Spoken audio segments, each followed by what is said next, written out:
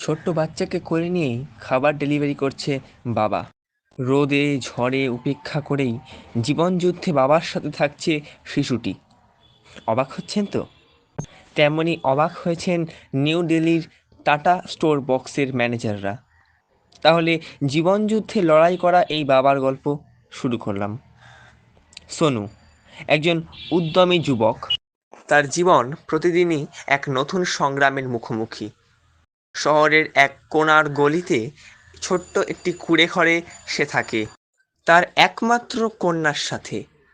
সোনুর স্ত্রী আগেই তাকে ছেড়ে চলে গেছেন এবং তার মেয়ের ভবিষ্যৎ নিশ্চিত করতে সোনু নিজের সর্বস্ব দিয়ে চেষ্টা করে যাচ্ছেন। যেহেতু মেয়েকে দেখাশোনার লোক নেই, তাই প্রতিদিন সকাল হলেই সোনু তার মেয়েকে কোলে নিয়ে একটি খাবার ডেলিভারি সার্ভিসের জন্য বেরিয়ে পড়ে। এটি তার একমাত্র উপার্জনের পথ এবং প্রতিটি দিনের কাজ তার জন্য নতুন চ্যালেঞ্জ নিয়ে আসে। সে খাদ্যপণ্য পরিবহন করার পাশাপাশি ছোট্ট মেয়েকে কোলে নিয়ে এক হাতে সব কিছু সামলানোর চেষ্টা করে। বিকেল হলে শহরের রাস্তায় মানুষের ভিড় জমে যায়। সোনু খাবার ডেলিভারি করতে গিয়ে নানা রকম পরিস্থিতির মুখোমুখি হয়। কখনো বৃষ্টি, কখনো তীব্র গরম, কখনো বা যানজট।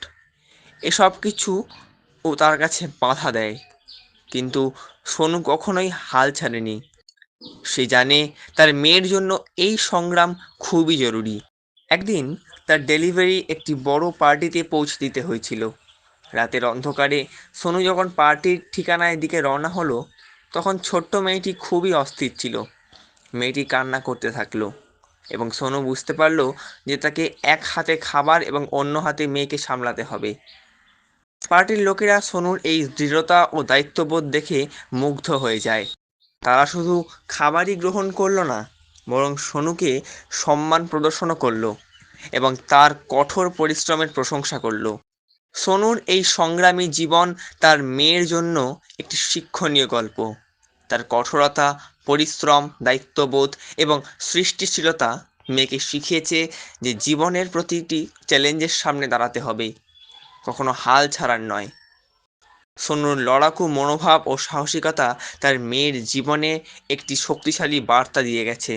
এরকম আরও নতুন নতুন তথ্য জানতে আমাদের তোমার পৃথিবী পেজটিকে ফলো করুন এবং ভিডিওটি ভালো লাগলে অবশ্যই লাইক, কমেন্ট এবং শেয়ার করতে ভুলবেন না একদম।